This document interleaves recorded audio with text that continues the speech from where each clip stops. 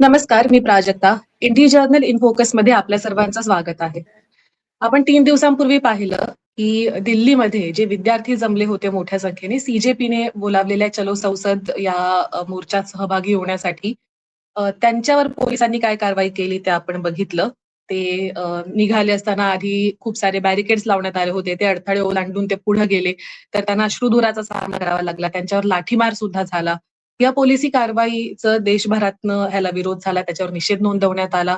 मात्र ही जी अशा प्रकारची पोलिसी कारवाई आहे, जी एवढ्या तीव्रतेने आपण देशाच्या विद्यार्थ्यांवर पाहिलेली आहे, ती देशभरात आपण वेगवेगळ्या आंदोलनांमध्ये सुद्धा पाहिलेली आहे. महाराष्ट्रात सुद्धा विशेषतः कोकणात जी वेगवेगळी आंदोलनं झालेली आहेत. तर या आंदोलनांच्या वेळी सुद्धा आपण ही अशा प्रकारची कारवाई झालेली बघितलेली आहे. आणि एकीकडे दिल्लीमध्ये हे सगळं सुरू असतानाच दुसरीकडे सध्या महाराष्ट्रात, कोकणात, पालघर जिल्ह्यात वाढवणमध्ये आंदोलन होत आहे. आणि या आंदोलनाला सुद्धा पोलिसी कारवाईचा सामना करावा लागला. हे नक्की काय आहे? वाढवण विरोधातलं आंदोलन जे होतं ते आपण पाहिलंच होतं. मात्र आता त्याला जोडणारा ग्रीनफील्ड एक्सप्रेसवे जो येऊ घातलेला आहे आणि त्याच्यासाठी जमीन अधिग्रहण जाहीर करण्यात आलेलं आहे. तर त्याला सुद्धा विरोध होत आहे आणि त्याच्या विरोधातलं हे आंदोलन होतं. तर नक्की हा प्रकल्प काय आहे? हे आंदोलन काय आहे? आणि एकूणातच आंदोलन आणि महाराष्ट्रातले विशेषतः कोकणातले हे सगळे जे प्रश्न आहेत, तर त्याच्याविषयी आज आपण चर्चा करणार आहोत. आणि यासाठी चर्चा करण्यासाठी आज आपल्या सोबत आलेले आहेत सत्यजित चव्हाण यांनी कोकणातल्या वेगवेगळ्या प्रकल्पांविरोधात जो स्थानिकांचा विरोध होता त्याच्यामध्ये ते सहभागी झालेले आहेत. त्याचं नेतृत्व त्यांनी केलेलं आहे आणि ओव्हरऑलच ते त्याच्याबद्दल बरंच बोलत असतात. आणि सध्या ते दिल्लीच्या आंदोलनाप्रमाणेच वाढवणच्या आंदोलनाबद्दल सुद्धा बोलत आहेत. तर सगळ्यात पहिले मला तुम्हाला हे विचारायचंय की वाढवणमध्ये सध्या हे जे आंदोलन सुरू आहे, तर ते नक्की कशासाठी सुरू आहे? नक्की काय मुद्दा आहे? वाढवण प्रकल्पासाठी म्हणजे वाढवण किनाराला ॲक्सेस असण्यासाठी हं, तवा वरोर म्हणजे वरोर हे वाढवणच्या बाजूचंच गाव आहे. म्हणजे वाढवण आणि हं, वरोरचा किनारा एकच आहे. म्हणजे पश्चिम द्रुतगती महामार्ग म्हणजे मुंबई अहमदाबाद महामार्गापासून वाढवणला जोडणारा एक महामार्गाच्या भूसंपादन आणि तिकडचं काम त्यानं चालू करायचं आहे सरकारला किंवा JNPTला जे आहे ते. तर त्यांना हं, तिथे येऊन तिकडे मटेरियल टाकण्यासाठीची त्यांनी भूसंपादनाची कारवाई किंवा त्यामध्ये येणाऱ्या झाडांसाठी एक साधारण बरीच हजार अशी झाडं तोडायचं असं मागे आलं होतं.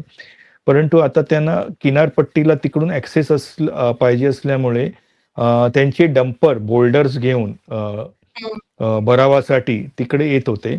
पण आतापर्यंत लोकांनी लढा दिला होता. आणि आताही म्हणजे गेली 2-3 महिने ते भूसंपादनासाठी येतात आहेत, हायवेच्या मार्किंगसाठी येत आहेत. काही वेळा झाडं प्रत्येक वेळी लोकांनी विरोध केलेला आहे. पण गेली हं, 5-6 दिवस झाले कंटिन्युअसली ते बोल्डरचे डंपर्स घेऊन येत आहेत आणि त्याला लोकं सामोरी जात आहेत. म्हणजे गावातल्या महिला असतील, पुरुष असतील ते त्या डंपरसमोर झोपत आहेत आणि त्यांना जाऊन देत नाही आहेत. पण पोलिसी जबरदस्तीकडून 2-3 दिवस त्यांना डिटेन केलेलं होतं वेगवेगळ्या रात्रीपर्यंत आणि हं, मुख्य सर्व लोकांना तिकडे बाजूने हटवून म्हणजे सौम्य लाठीचार्ज करून किंवा जबरदस्तीने खेचून फरफटत घेऊन जाऊन व्हॅनमध्ये भरणं वगैरे असे प्रकार सुरू आहेत. आणि हा प्रकल्पासाठी जो मेन त्यांची लाईफलाईन आहे, जो हायवे टू वरोर जो महामार्ग आहे, तो करायचा पहिला प्रयत्न सरकारचा सुरू आहे, पोलिसी बळाचा वापर करून. ओके. मग हे जे आपण बघितलंय, की अशा प्रकारे तुम्ही म्हणालात, की लोकांना ओढून नेऊन गाड्यामध्ये बसवणं असेल किंवा पोलिसी कारवाई जी आहे, तर ती कोकणातल्या वेगवेगळ्या आंदोलनांनी ह्याच्या आधी सुद्धा ती पाहिलेली आहे. आपण बघितलं, की काही वर्षांपूर्वी बारसू मध्ये रिफायनरी विरोधातलं ते आंदोलन होतं. तर त्यावेळेस हं. तुम्हाला डिटेन करण्यात आलं होतं. त्याच्या वेळेस अनेक जणांना तडीपारीच्या नोटीसेस देण्यात आल्या होत्या. आणि ओव्हरऑल तिथे सुद्धा जे स्थानिक जमले होते सगळे, त्यांना सुद्धा पोलिसी कारवाईचा सामना करण्यात आला होता. तर हे काय आहे? म्हणजे कोकणात अशा प्रकारे कोणत्या-कोणत्या आंदोलन झालं आणि कशाप्रकारे पोलिसांनी आंदोलनाला रिस्पॉन्स केलेला आहे ह्याच्यापूर्वी? अ, म्हणजे पहिली म्हणजे बारसूची एक कंडिशन वेगळी होती. तिथे कुठलंही नोटिफिकेशन निघालेलं नव्हतं आणि त्यांना भूगर्भीय जो सर्व्हे करायचा होता, त्यासाठी हं, त्यांनी हं, हं. यायचं होतं त्यांना. पण ग्रामसभाने आधीच ठराव केले होते आणि जनतेने आधीच कलेक्टरला भेटून सांगितलं होतं, की आमच्याकडे कुठल्याही सर्व्हेला यायचं नाही आणि कुठलीही ऑफिशियल लेटर ही सरकारतर्फे किंवा प्रशासनातर्फे ग्रामपंचायतीनं देण्यात आलं नव्हतं. त्यामुळे तो सर्व्हे इल्लीगल आहे, अनधिकृत आहे, ही आमची भूमिका तेव्हाही होती आणि आजपर्यंत आहे. आणि मग लोकांनी ते सर्व्हे थांबवण्यासाठी प्रशासनाची म्हणजे एम-आय-डी-सी असतील किंवा आरामको कंपनी, आर-आर-पी-सी-एलची कंपनीचे काही अधिकारी असतील, त्या सर्व्हेचे कॉन्ट्रॅक्ट ज्यांना भूगर्भीय दिले असतील, त्यांना अडवायला ती जनता तिकडे पूर्ण 3-4 हजार महिला, पुरुष सगळे उतरले होते. तर इथे कसं असतं की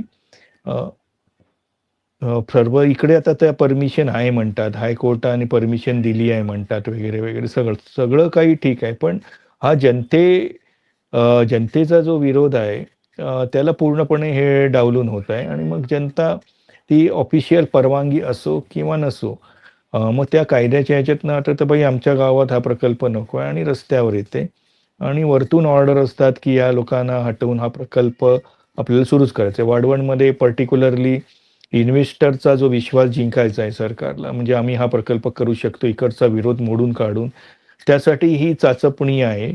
म्हणजे इकडे आपण बोल्डर टाकू शकतो का? रस्त्याचं काम सुरू करू शकतो का? मग जे एम-ओ-यू वेगवेगळ्या ठिकाणी त्यांनी दावोसला केले आहेत, इंडिया मॅरीटाईम वीकमध्ये केलेले आहेत. तर ते अजून काही पूर्ण फळाला गेलेले नाही आहेत. कारण इन्व्हेस्टरला नेहमीच भीती वाटत असते, की आपण इन्व्हेस्ट करू तर नंतर लोकांच्या विरोधाने हा प्रकल्प बंद पडला वगैरे. तर तर त्यांचा विश्वास जिंकण्यासाठी आपल्या स्वतःच्या जनतेवर हे सरकार आता दडपशाही करत आहे आणि हे सगळीकडे पॅटर्न हाच असतो. आणि म्हणजे स्थानिक जे पुढाकार घेत असतात, त्या लोकांना केसेसमध्ये अडकवणं, एफ-आय-आर हं, दाखल करणं, 3-4 एफ-आय-आर दाखल झाल्यावर तडीपारी हं. का करू नये म्हणून त्यांना नोटिसा पाठवणं आणि वेगवेगळ्या केसेसमध्ये मल्टिपल केसेसमध्ये अडकवून वारंवार कोर्टाच्या खेपा मारायला लावणं, जेणेकरून अरे बाप! म्हणजे आपल्याला काय बाकी प्रायव्हेट लाईफच उरत नाही आणि फक्त हं. कोर्टाच्या आणि या आंदोलनातच वेळ जातोय. असं जनतेला थकवण्याचं जे अ, काम असतं ते जे साधारण जैतापूर आंदोलन झालं, कळणे पण आंदोलनात झालं, बारसूरचं हं. आंदोलन, नाणारच्या आंदोलनात झालं. इकडे आता वाढवणच्या आंदोलनातही ते तोच प्रकार करायला बघतात आहेत. हं, बरोबर. कारण मी हे सुद्धा ऐकलं होतं, की वाढवणमध्ये सुरुवातीला पंजाब बंदरा विरोधातलं आंदोलन अतिशय तीव्र होतं, मोठं होतं. तेव्हा सुद्धा तिथं सतत जमावबंदीचा आदेश लागू असायचा आणि त्याच्यामुळे त्रास व्हायचा असं सुद्धा अनेक कार्यकर्त्यांनी म्हटलं होतं. तर हे अशा प्रकारचे जे दडपशाहीचे मार्ग आहेत म्हणजे एकतर जमावबंदीसारखे आदेश सतत लागू करणं आणि तुम्ही हं. म्हणालात तसं डिटेन्शन्स करणं, केसेस टाकणं, तडीपारीच्या नोटीसेस काढणं आणि त्याचबरोबर दुसरीकडे अ, अ, रस्त्यावर उतरलेले जे नागरिक असतात, त्यांना घाबरवणं म्हणजे अश्रुधूर सोडणं. आपण बघितलं की बारसूमध्ये सुद्धा अश्रुधूर हो, सोडण्यात हो. आलं होतं. आणि आत्ता सुद्धा जे व्हिज्युअल्स आलेले आहेत दिल्लीतल्या आंदोलनाचे, त्याच्यात आपण हो. बघतो की असं काही काही व्हिज्युअल्स तर इतके असे आहेत की ज्याच्यामध्ये काही फार तिकडे घडताना दिसत नाही. फक्त मोठी गर्दी आहे आणि तिथं अश्रुधूर सोडण्यात आलेला आहे. असे काही व्हिज्युअल्स आपल्याला आलेले दिसतायत. तर हा जो सगळा म्हणजे लाठी माराचा किंवा याचा जो सर्रास वापर होताना दिसतो. तुम्ही आता बऱ्याच वर्षांपासून तुम्ही वेगवेगळ्या आंदोलनाचा भाग राहिलेला आहात. तर हे असं आधीपासूनच इतकं तीव्र किंवा अशा प्रकारचं जो होतं हे असंच चालत आलेलं आहे नेहमी, की आता काही ह्याच्यात बदल तुम्हाला दिसतो? म्हणजे आम्ही जैतापूर आंदोलनात माझं सुरुवात झाली हं, असेल तर जैतापूर आणि कळणे आंदोलनात झाली होती. हं, तर कळणे आंदोलनात ही साधारण अ, त्यावेळी 20-25 लोकांवर त्यांच्या गाडीचा वॉचमन पडून ॲक्सिडेंटली केला होता. पण त्याचा खुनाचा आरोप खोटा टाकून 302 साठी एक बरेचसे 3-4 महिने स्थानिकांना हं, अडकवण्यात आलं होतं. जैतापूरमध्ये साधारण आमच्या 6-7 कार्यकर्त्यांवर वगैरे तडीपारीचे गुन्हे वगैरे दाखल केले होते आणि बऱ्याच वेळा काहीही चुकी नसताना घरून जाऊन उचलून आणून त्यांना 8-8, 9-9 दिवस हं, दाबलं होतं. एक साधारण आपल्याला माहितीच असेल, की तबरेज सायकर नावाचा आमचा कार्यकर्त्याचा पोलीस गोळीबारात मृत्यूही झाला होता. हो. म्हणजे हा जो पॅटर्न आहे आंदोलनाचा, तो पूर्वीपासूनच चालू आलेला आहे. परंतु आता या पॅटर्नमध्ये अ, भर अशी पडलेली आहे, की हे अ, जास्त स्ट्राँगली यायला लागलेत, की आम्ही आता काहीही करू, पण हं, तुम्ही काही चॅलेंजेस करू शकत नाही. म्हणजे आम्ही पोलिसी जबरदस्ती करू. कारण पोलिसांना अभय असतं त्यांच्याकडून, सरकारकडून, की ते कितीही दडपशाही करू देत, कुठल्याही नोटिसा घालू देत वगैरे.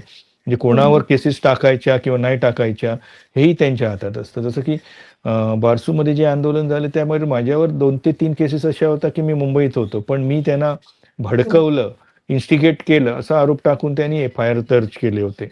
तर अशा प्रकारचं ते आहे ते नक्कीच वाढलेलं आहे. दिल्लीच्या आंदोलनात आपण बघितलं की म्हणजे अ, ते पोलीस होते की नाही इथपर्यंतचा प्रश्न आहे. जे बाहेरून कुठले गुंड आणले होते आणि जशी महिलांशी त्यांची वर्तणूक चालू होती. ते फार डिस्टर्बिंग होतं. म्हणजे आपण ओव्हरऑल दिल्ली म्हणजे भारताच्या राजधानीत असं सगळं होतंय आणि ते त्यांना सगळ्यांना माहिती आहे इकडे मोबाईलवर असून की मोबाईल हे कॅमेरा कॅप्चर करतायत. पण ते एक सिग्नल मला असं वाटलं की ते एक सिग्नल देऊ इच्छितात आहेत की आम्ही कुठल्याही स्तराला लावून तुमचं आंदोलन दडपू शकतो आणि हा देशात एक सिग्नल त्यांना द्यायचा असेल कदाचित म्हणून त्यांनी हे केलं असेल. असं उघडपणे सगळ्या ज्या कारण जेनझीच होती म्हणजे यंग क्राउड तिकडे होता, विद्यार्थी होते. हां, रेकॉर्ड. हां.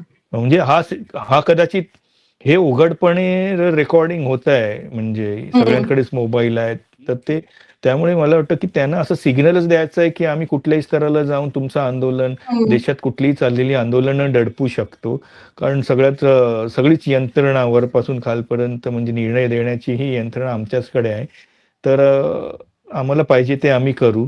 तुम्ही कोण? म्हणजे जनतेला असा प्रश्न आहे आणि हा ॲटिट्यूड पूर्वीपासून आता साहजिकच वाढलेला आहे. म्हणजे 2000 हे गव्हर्नमेंट भाजपचं गव्हर्नमेंट 2014 नंतर आलेलं आहे. तर हळू-हळू त्यात वाढच होत चालली आणि गेल्या 2-3 वर्षात याच्यामध्ये क्लिअरली रिप्रेशन जास्त झाल्याची ही उदाहरणं आहेत आपल्याकडे. बरोबर आहे. आता सध्या आपण बघतोय की देशभरात भरपूर आंदोलनं चालू आहेत आणि हं, बहुतांश हं, आंदोलनं जी आहेत ती प्रकल्पाविरोधात चालू आहे. म्हणजे अगदी आपण बघितलं की उत्तराखंडमध्ये असेल किंवा मग इथं तेलंगणामध्ये असेल, महाराष्ट्रात आंदोलनं चालू आहेत, मध्य प्रदेश असेल, प्रत्येक ठिकाणी आपण बघतो की प्रकल्पांविरोधात आंदोलनं सुरू आहेत किंवा काही आंदोलनं पूर्ण रस्त्यावर उतरून चालू आहेत, काही वेगळ्या पद्धतीने चालू आहेत. आणि हं. बऱ्याच ठिकाणी हाच मुद्दा आहे की हे प्रकल्प म्हणजे स्थानिकांना विश्वासात न घेता प्रकल्प आणणं, त्यांना पूरक अशा म्हणजे किंवा त्या ठिकाणाला, तिथल्या पर्यावरणाला पूरक असे प्रकल्प न आणणं आणि मग त्याच्यानंतर ते पुढे रेटण्यासाठी दमदाटी करणं असा पॅटर्न आपल्याला बऱ्याच ठिकाणी दिसतोय.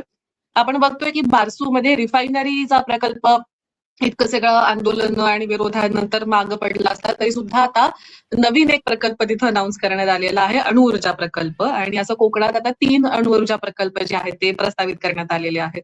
तर हे नक्की काय? त्याच्याबद्दल स्थानिकांमध्ये काय भावना सध्या दिसतीये? कोकणाला म्हणजे राजापूर आणि आपलं रत्नागिरी, सिंधुदुर्गला जैतापूर अणुऊर्जा प्रकल्प विरोधाची एक मोठा इतिहास आहे.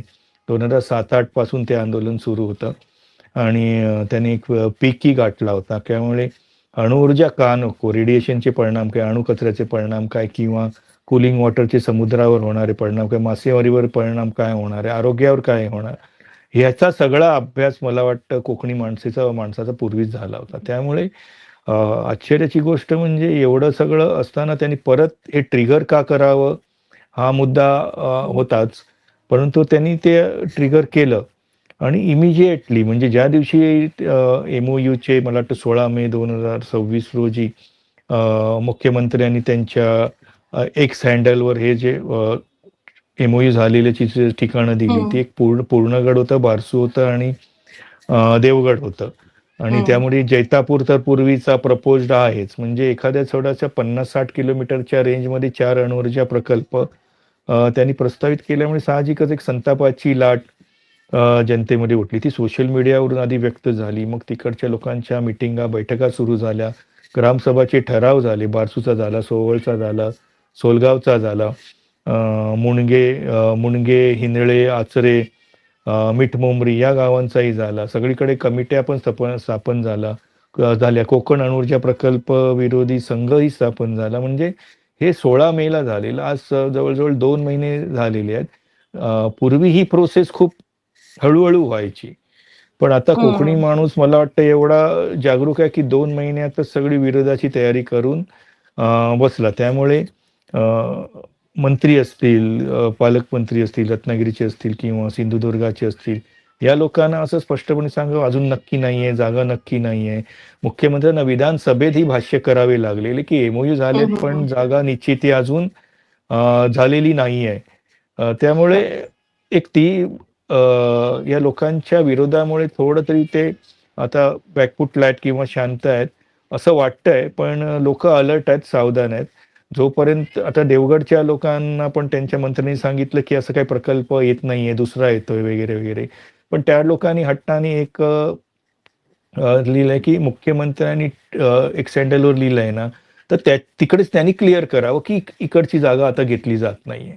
आणि तुम्ही पॉलिसी रिप्रेशनचं बोलाल, तर तिकडेही एक साधारण जलसमाधी आंदोलन राजू शेट्टीच्या अंडर झालं होतं. तिकडच्याही लोकांवर केस टाकलेले आहेत आणि प्लस एक मुख्यमंत्र्यांनी इकडे प्रकल्प आता येणार नाही म्हणजे फक्त जागा निश्चित नाही हे याची हं, हं. बॅनर काही कार्यकर्त्यांनी त्यांच्या पक्षाच्या लावायचा प्रयत्न केला होता. ते फाडल्यावर अ, दुर्दैवाने काही 5-6 मुख्य कार्यकर्त्यांवर अॅट्रॉसिटीची केस ही दाखल करणार असं म्हणण्यात आलंय. म्हणजे आत्तापासूनच हं. रिप्रेशन कसं करून, की तुम्ही आमच्या विरोधात बोलाल, तर आमच्याकडे कायद्याचं हत्यार आहे.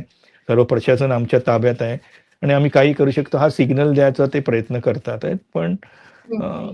आता पण बघितलं, की जेन घाबरत नाहीये प्रशासनाला आणि या सगळ्या केसेसना किंवा असं. तसं ते हं, हं. आता जिथे-जिथे प्रकल्प येतात आहेत आणि तिकडच्या जनतेचा जो उठाव आहे, ती जनता आता घाबरत नाहीये म्हणजे अशा रिप्रेशनला. उलट रिप्रेशन जेवढं करतात आहेत, तेवढं समोरून विरोधाची व्याप्ती वाढत आहे. हं, हं, हं. बरोबर. मग आता तरी सुद्धा आपण बघतोय, की कोकणात फक्त म्हणजे इतके कोकणातले लोक आता जागरूक आहेत आणि ते लक्ष ठेवतात, की काय त्यांच्याकडे येतंय, काय नाही. तरी आपण बघतोय, की कोकणात असेल, पश्चिम घाटात असेल, वेगवेगळे प्रकल्प जे आहेत ते येतच आहेत. या सगळ्या पार्श्वभूमीवर एक महत्त्वाची घडामोड घडली गेल्या 2-1 महिन्यात, ती म्हणजे राखणदार यात्रा, ज्याचा तुम्ही सुद्धा भाग होतात. तर हो. राखणदार यात्रा ही मोहीम नक्की काय होती आणि त्याचा उद्देश नक्की काय होता? आपण कोकणातली म्हणजे मूळतः तळ कोकणातली संस्कृती बघितली तर एक राखणदार आहे म्हणजे गावाचं जल, जंगल, जमीन यांचं आणि गावकऱ्यांचं रक्षण करणारी एक तिकडच्या माऊली देवस्थानाने एक राखणदार आपल्याला ठेवलेला असतो. पण राखणदार ही एक प्रवृत्ती आहे म्हणजे ती कोकणी माणसामध्ये ती जागृत करावी. म्हणजे आपलं जल, जंगल, जमीन किंवा येणारे विनाशकारी प्रकल्प याच्या विरुद्ध लढण्यासाठी आणि एक कल्चरलही भाग आहे. या देवरायांमध्ये असणारा देव, त्यामुळे लोकांनी देवरायांची जपणूक केलेली आहे आणि तिकडच्या वेगवेगळ्या सणांशी जोडलेलं एक कल्चर आहे. जे निसर्गावर अवलंबून आहे. तर हे कल्चर जपण्यासाठी आणि पुढच्या पिढीला माहिती करून देण्यासाठी ही राखणदार यात्राचं एक पूर्वीपासून ठरलं होतं. म्हणजे आपण फ्रँकली स्पीकिंग कंतारा मूव्ही आला होता. मग त्यानंतर दशावतार ही मूव्ही आला होता. तर या मूव्हीच्यामध्ये ते करून बऱ्याच वर्षापासून आमच्या मनात होतं, की राखणदार संस्कृतीला एक बढावा द्यावा वगैरे. पण एक ट्रिगर झालं लोकांमध्ये तो राखणदार एक शब्द पोहोचला आणि त्या राखणदाराला एक सेंटरमध्ये ठेवून राखणदार संस्कृती अ, जी आपला निसर्ग, जल, जंगल, जमीन वाचवेल व इकडे वेगळ्या-वेगळ्या निसर्गपूजक संस्कृतीला ती एक मजबूत करेल. जेणेकरून इकडची जनता विनाशकारी प्रकल्पापासून वाचेल आणि आपल्या संस्कृतीबरोबर एक चांगलं जीवन जगू शकेल आणि त्यासाठी मग कर्नाटकमधील कुणकुंभी गावातून ही यात्रा गेल्या महिन्यात सुरू करण्यात आली होती. तर पहिला टप्पा कुणकुंभी ते बांदापर्यंत आला होता. दुसरा टप्पा वेंगुर्ल्यातली जी गावं होती मायनिंग इथे जे-एस-डब्ल्यू, फॉर्मेंटो याचे जे हं, हं. बॉक्साईड आणि आयर्न ओरच्या मायनिंगच्या होत्या. तिथपासून ते आता ती तळाशील जिथे वाळू माफियांचा उच्छाद जास्त झाला हो. होता आणि तिकडची जनता ही आंदोलन करत होती. हं. तशी वाया मालवण तिकडे आता दुसरा टप्पा आत्ताच पूर्ण झालेला आहे. तर लोकांचा रिस्पॉन्स अमेझिंग आहे. म्हणजे लोकांना एकतर म्हणजे बोलायची इच्छा असते, कोणाशी बोलावं, कुठे हं. आपण व्यक्त व्हावं आणि एक राजकारणी लोकांना मतं देणारी किंवा मतदानाच्या वेळी जनता वेगळी असते. पण अदरवाईज स्वतःवर काय हं. संकट आलं तर ती पक्षभेद वगैरे विसरून आम्हाला असं कळलं की अलॉंग द पार्टी लाईन लोक आमच्या यात्रेत सामील झाली होती आणि त्यांना ते राखणदाराचं करचल एकदम भावलेलं आहे आणि तो एक धागा असेल आणि या लोकांचं आपण एकत्रीकरण करून चांगल्या कार्यकर्त्यांचा संपर्क साधून वगैरे पुढील काही उपक्रम म्हणजे असं नाही की एकदा यात्रा झाली आणि नंतर आम्ही विसरून गेलो. तर तिकडच्या बरोबर. कार्यकर्त्यांशी संपर्क करून वेगवेगळे उपक्रम राबवणे हेही आता सुरू आहे किंवा सुरू लवकरच होईल आणि पुढचा टप्पा आता लवकरच आम्ही डिक्लेअर करू, तिसरा टप्पा. ओके. ह्याच्यामध्ये म्हणजे कर्नाटकाचाही काही भाग तुम्ही घेतला होता, गोव्याचाही घेतला होता आणि हो. आपण जर बघितलं सगळ्या स्पेशली सोशल मीडियावर सुद्धा आपण ज्या चर्चा सुरू आहे त्याच्यात बघितलं, की गोवा, महाराष्ट्र आणि ह्या सगळ्याच भागामध्ये बाहेरच्या लोकांनी येऊन इथं जमिनी घेणं आणि म्हणजे हो. लोकांनी म्हणजे फक्त सामान्य लोकांनी नाही तर बाहेरच्या मोठ्या बिल्डर्सनी येऊन मोठ्या बिझनेसमॅननी येऊन इथं जमिनी घेणं आणि त्याच्यानंतर तिथं त्या जमिनीचा वापर स्थानिकांना पूरक नाही अशा प्रकारे करणं. हे प्रकार आपण सगळीकडे बघतो. कोकणात सुद्धा बघतोय, गोव्यात सुद्धा हो, बघतोय. हो. गोव्यात सुद्धा मोठं आंदोलन ह्याच्या विरोधात सुरू आहे. ते सुद्धा या यात्रेचा भाग होतं. तर हो. हा प्रश्न काय म्हणजे हा प्रश्न नक्की कसा आहे? ह्या प्रश्नाकडे कोकणातले लोक सध्या कसं बघतायत आणि त्याच्यावर काय उपाय करता येईल ह्याच्याबद्दल काही विचार सुरू आहे का?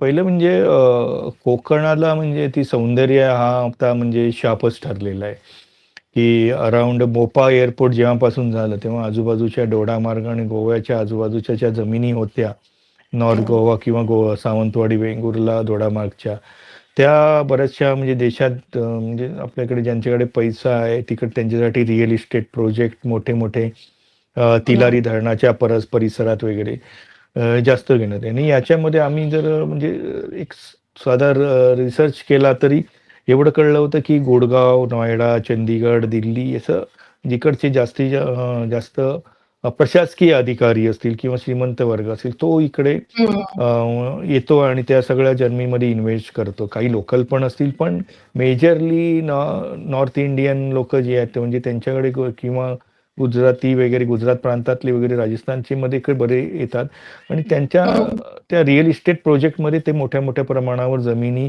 विकत घेत होतात. म्हणजे आता आपण बघितलं की कारापूर एक गोव्यामध्ये होतं, ते त्यांनी लोडाचा मोठा प्रकल्प त्यांनी तिकडच्या लोकांच्या काहीतरी कुळ कायदा वगैरेला डावलून वगैरे त्यांनी तिकडे मोठा प्रोजेक्ट उभारण्याचं घेतलं आणि आज जवळ 100 दिवसाच्या वरतीही आंदोलन तिथे सुरू आहे. जमिनी विकत घेणं आणि आत्ताच मला वाटतं बावनकुळे साहेबांनी पण एक विधानसभेत वक्तव्य केलं होतं, की जे असे व्यवहार झाले असेल तर आम्ही ते बघू. परंतु आमचा मुद्दा वेगळा आहे. म्हणजे काही वेळा त्या जमीन व्यवहार इल्लीगल असतात, काही लीगल असतात. पण अ, असे उतारावरचे, डोंगर उतारावरचे जे हं, इकॉलॉजिकली सस्टेनेबल नाही आहेत ते रिअल इस्टेटचे प्रोजेक्ट वगैरे आणि इथे हा इको सेन्सिटिव्हमध्ये माधव गाडगीळांच्या याच्यामध्ये होतं, पण आता पर्यावरण मंत्रालयाने पण इको सेन्सिटिव्ह झोन बराच एरिया केलेला आहे. जो नव्हता झाला तो एका वनशक्तीच्या आमच्या याचिकेने या स्टॅलिन डॅन यांच्या याचिकेने बराचसा वाईल्ड हं, लाईफ कॉरिडॉरही डिक्लेअर केलेला आहे. तर अ, इथे म्हणजे एक ज्यांचा अति पैसा, अति श्रीमंत आहेत, त्यांची वसाहत होण्यासाठी या साधारण गरीब शेतकऱ्यांच्या जमिनी घेऊन तिथे मोठे लक्झरी प्रोजेक्ट उभारायचे. हा कुठेतरी म्हणजे संविधानातले तत्व आहे समता न्याय याला तो विरोधी आहे. म्हणजे तुम्ही पाहिजे तर अख्खा म्हणजे जंगलच्या जंगल, डोंगराच्या डोंगर तुमच्या पैशाच्या जोरावर आणि दडपशाहीच्या जोरावर विकत घेऊ शकता. पण त्याला ब्रेक लावण्यासाठी किंवा हं, आम्हाला सरकारी पॉलिसीज पाहिजे, की इकडे असले मोठे अतिश्रीमंतांची चोचले पुरवणारे मोठे प्रकल्प नको. इकडे ग्रामीण लोकांना त्यांचा स्वयंरोजगार किंवा शेती बागायती याच्यावर आधारित आणि पर्यटन याच्यावर आधारित तुम्ही काही मदत केलीत, तर ती नक्कीच हवी आहे. ती आपली संस्कृती सांभाळून, निसर्ग सांभाळून नीट राहतील. पण या कॅपिटलच्या रोड रोलर खाली सध्या जनतेला भरडलं जात आहेत आणि त्यात हं, सरकार कुठेही उलट त्यांनाच पाठीशी घालते आहे. म्हणजे ती विकासाची त्यांची कल्पनाच असेल किंवा ते बहुधा त्यांच्या सिस्टमचा ते भाग आहेत.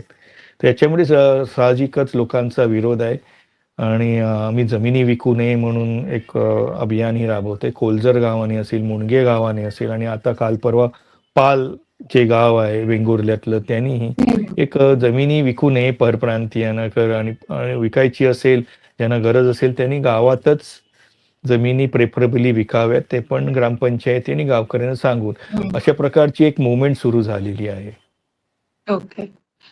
यालाच जोडून अजून एक प्रश्न विचारायचा आहे, की तुम्ही म्हणालात, की जमिनीचे जे काही हे जे व्यवहार होतात, काही लीगल असतात, काही इलिगल असतात, पण ते कुठल्या जमिनी आहेत, त्यांचं काय महत्त्व आहे पर्यावरणीय दृष्ट्या किंवा स्थानिकांसाठी, हे बघितलं नाही जात. अजून एक आपल्याला जी बाब होताना दिसतीये, स्पेशली वेगवेगळे प्रकल्प येतात त्याच्यामध्ये, की जी काही प्रक्रिया आहे, जी एक प्रक्रिया कायद्याने दिलेली आहे आणि नियमावली आहेत त्याच्यासाठी, की कशाप्रकारे प्रकल्प आणले पाहिजे, जमीन अधिग्रहण कशाप्रकारे केलं पाहिजे. तर ही प्रक्रिया आपल्याला बऱ्याच ठिकाणी फाट्यावर मारलेली दिसते, की त्याच्याकडे कोणी लक्ष देत नाही किंवा ती पूर्ण करणे किंवा त्यातनं पळवाटा काढण्याचा प्रयत्न केला जातो. म्हणजे अगदी ई-आय रिपोर्ट जे तयार करायचे असतात, हं, ते हं. चुकीचे किंवा ते अगदी घाईघाईने करण्यापासून जनसुनावण्या ह्या अत्यंत दूर ठेवल्या जातात, जेणेकरून तिथे स्थानिक पोहोचू शकत नाही सगळे. ई-आय रिपोर्ट स्थानिकांना वेळेत मिळत नाही किंवा ते मिळाले तरी ते इंग्रजीमध्ये असतात, जे स्थानिकांना कळतीलच असं नाही. असं बरंच काही केलं जातं. म्हणजे प्रत्येक स्टेजला मला वाटतंय काहीतरी पळवाट काढायचा जो प्रयत्न केला जातो. तर हे होताना तुम्हाला किती दिसतंय आणि त्याच्यावर काय उपाय? म्हणजे ह्याला कसं तोंड देतायत स्थानिक? अ, पहिली ई-आयची प्रक्रिया म्हणजे कुठलाही प्रकल्प येतो तर त्यावेळी प्री फिजिबिलिटी रिपोर्ट होतो. प्री फिजिबिलिटी रिपोर्ट कधी होतो, काय होतो हे जनतेला कळतही नाही. म्हणजे हे वरती म्हणजे मंत्रालयात ते उद्योगपती मिळून असं ठरवतात, की इकडे आपल्याला एखादा प्रकल्प करायचा आहे आणि ते प्री फिजिबिलिटी रिपोर्ट तिकडेच बनवतात आणि सध्या हं, आणि नंतर अ, मग भूसंपादनाची प्रक्रिया असेल किंवा पर्यावरण मान्यतेची प्रक्रिया असेल, मग असं बाहेरून कुठून तरी म्हणजे नाणारच्या वेळी झालं, बारसूच्या वेळी झालं आणि बऱ्याचशा प्रकल्पाच्या वेळी असंच होतं, की असं काहीतरी बातमी बाहेरून कुठून तरी लीक होत असते आणि मग लोकांना कळते. म्हणजे हं, ग्रामपंचायतीत येऊन बाबा तुमच्या भागात असा सरकारचा प्रकल्प करायचा प्रस्ताव आहे. तुमचं काय म्हणणं असेल किंवा त्यातला विरोध आहे किंवा काय हे बघा आम्ही हा प्रकल्प तुमच्या इकडे आणू इच्छितो वगैरे, याच्यावर तुम्ही तुमचं म्हणणं मांडा वगैरे, अशा प्रकारचं विश्वासात घेणं मला तरी अजूनपर्यंत कोकणात तरी दिसलेलं नाहीये. हे डायरेक्ट प्रकल्प डोक्यावर लादतात. मग जनतेचा विरोध सुरू होतो आणि या सगळ्या प्रक्रिया आहे पर्यावरण मान्यता म्हणजे एन्व्हायर्नमेंट इम्पॅक्ट असेसमेंट तो विरोध करतात. तो पूर्वी 4ही सीझनला व्हायचा. पण आता रॅपिड म्हणजे पर्यावरण मंत्रालयाने ते रॅपिड ई-आय मान्य केलेलं आहे. जसं आता मुरबे बंदर पालघरचा जो होता तो म्हणजे त्यांना टी-ओ टर्म्स ऑफ रेफरन्स म्हणजे ई-आय करण्यासाठी जी मान्यता असते आणि ॲक्चुअल रिपोर्ट याच्यामध्ये 1 महिन्याचंही अंतर नाहीये. म्हणजे 1 महिन्यातच त्यांनी तो रिपोर्ट तयार करून ठेवला. पब्लिक हिअरिंगला बरीच लोकांचा विरोध झाला आणि त्याला एन्व्हायर्नमेंट क्लिअरन्सही देण्यात आलेलं आहे. म्हणजे एवढ्या फास्ट प्रक्रियेवर म्हणजे फक्त उद्योगपतींसाठी पटापट प्रकल्प राबवायचे आणि स्थानिक जनतेला जर विरोध वगैरे करत असेल तर ते त्यांच्या विरोधाकडे पूर्ण लक्ष द्यायचंच नाही. कारण त्यावेळी पण मला वाटतं एक बरेचसे 8,000 वगैरे ऑब्जेक्शन जनतेतर्फे दिले गेले होते. पण त्या ऑब्जेक्शनला काही सॅटिस्फॅक्टरी उत्तर कधीच मिळत नाहीत. म्हणजे आपण सांगणार प्रदूषण होणार, ते बोलला की होणार नाही. आणि मग शेवटी मग आम्हाला मग इकडे हं. एन-जी-टीत जायचं. एन-जी-टी नंतर एम-जी-टीने नकार दिल्यावर सुप्रीम कोर्टात जायचं. पण ज्यावेळी पर्यावरणीय मान्यता मिळते त्यावेळी काम सुरू झालेलं असतं आणि मग पुढे आमची बरीचशी इन्व्हेस्टमेंट झाली आहे आणि आता प्रकल्प पुढे गेलेला आहे. तर पुढच्या कोर्टही मग त्या दृष्टीने बघतं, की आता एवढी इन्व्हेस्टमेंट झाली, आता कसं मागे घेणार? मग 2 प्रकारचे विरोध असतात. एक प्रकल्प नकोच किंवा प्रकल्पामध्ये आम्हाला काय फायदा आहे तो हं. बघून हे जातं. पण साधारण कोकणातले लढे साधारण एवढं कळलेलं आहे, की हे लार्ज इन्फ्रास्ट्रक्चर जे रेड कॅटेगरीचे प्रकल्प आहेत, त्याला म्हणजे प्रकल्प नकोच ही लोकांची भूमिका असते. त्यामुळे या हं. सगळ्या प्रोसिजरवर तरी एन-जी-टी असेल किंवा ई-आयच्या प्रोसिजर म्हणजे ती कसं असतं, की फार अनकम्फर्टेबल असतं त्या प्रोसिजरमध्ये भाग घेणं. हं. आपल्याला माहिती आहे ही सगळी प्रक्रियाच फार्स आहे. म्हणजे हे होणारच म्हणजे यांना मान्यता देणारच आहेत. कारण हे जायंट उद्योगपती आहे हं. आणि सरकारचीच इच्छा आहे, की करणार वगैरे. त्यामुळे फक्त ती दाखवण्यासाठी ही प्रक्रिया जेव्हा केली जाते आणि त्या दाखवण्यासाठीच्या फार्स प्रक्रियेचा जेव्हा आपण भाग होत असतो, त्यावेळी पण ते व्हावं लागतं. ते म्हणजे फार हं. फ्रस्ट्रेटिंग असतं. शेवटी तिकडचं जे जनआंदोलन आहे, लोकांचा जो विरोध आहे, तोच एक निर्णायक ठरताना आपल्याला दिसतो आहे. अदरवाईज ई-आय आणि पर्यावरण मान्यता म्हणजे आता खिरापतीसारख्या वाटल्या जात आहेत. बरोबर. मला वाटते परत ज्या प्रश्नापासून सुरुवात केली होती तिथं यायला की आंदोलन तुम्ही म्हणाल की जेवढी स्थानिकांचा विरोध किंवा स्थानिक काय भूमिका घेत आहेत हे महत्वाचं ठरतं किंवा ते कसा विरोध दर्शवतात.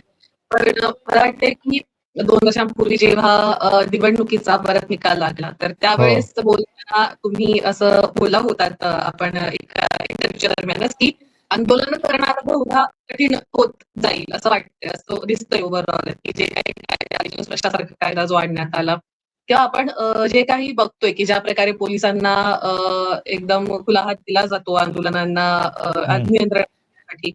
तर या सगळ्या ह्याच्यात तुम्हाला काय वाटतंय की हे जे वेगवेगळे प्रकल्प येऊ घातलेले आहेत, अशा प्रकारे प्रक्रिया सगळ्या ह्या ज्या आहेत, तर त्या फॉलो नाही केल्या जात आहेत आणि ह्याच्यातनं जनतेचा रोष पण वाढत चाललेला आहे. तर या सगळ्या ह्याच्यात आंदोलनं करणं अजून कठीण होणार आहे की काय म्हणजे वेगळ्या प्रकारे आंदोलनं केली जाणार आहेत? तुम्हाला काय दिसतंय चित्र? म्हणजे आत्ताच आपण रेफरन्स घेऊया आत्ताच्या या धर्मेंद्र प्रधानच्या राजीनाम्याविरोधाचं आंदोलनचं. ते एवढं यंग जनरेशनमध्ये, विद्यार्थ्यांमध्ये एवढा रोष होता, परंतु तो कधी व्यक्त झाला नव्हता. म्हणजे आपल्याला असं वाटत होतं ते आपल्या मोबाईल स्क्रोलिंग आणि सोशल मीडियाच्या जगात आणि आपल्या करिअरच्या जगात एक शिक्षणामध्ये दररोजचा स्ट्रगल करण्यामध्ये गुंतलेली आहे.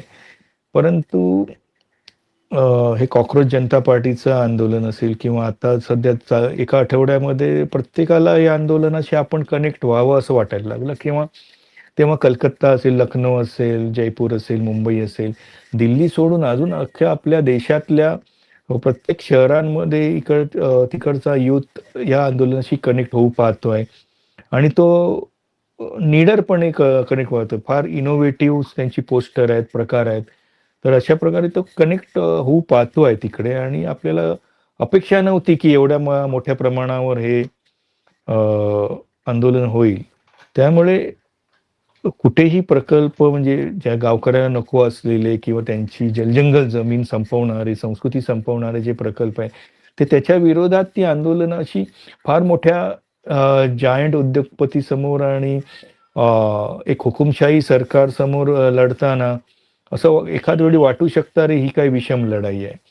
पण मला असं वाटतं की की ती लढाई सातत्य हे महत्त्वाचं आहे आणि या सातत्यामुळे कितीही दडपशाही होऊ दे, कितीही पैसे देऊन वळवण्याचा प्रयत्न होऊ दे, विविध प्रकार अवलंबले जातात आंदोलनं फोडण्यासाठी. याच्यावर मात करून जर तुम्ही टिकून राहिलात, तर तुम्हाला नक्कीच यश आहे आणि पूर्णपणे एक रिजन म्हणून आता आपण वाढवण असेल, रत्नागिरी असेल, सिंधुदुर्ग असेल, येथील सर्व आंदोलनं जोडण्याचा नेहमीच आपण शाश्वत कोकण परिषदेतर्फे प्रयत्न सुरू असतो. सगळ्या म्हणजे आता राखणदार यात्रेमध्ये वाढवणचेही आले होते, आंदोलक आले होते.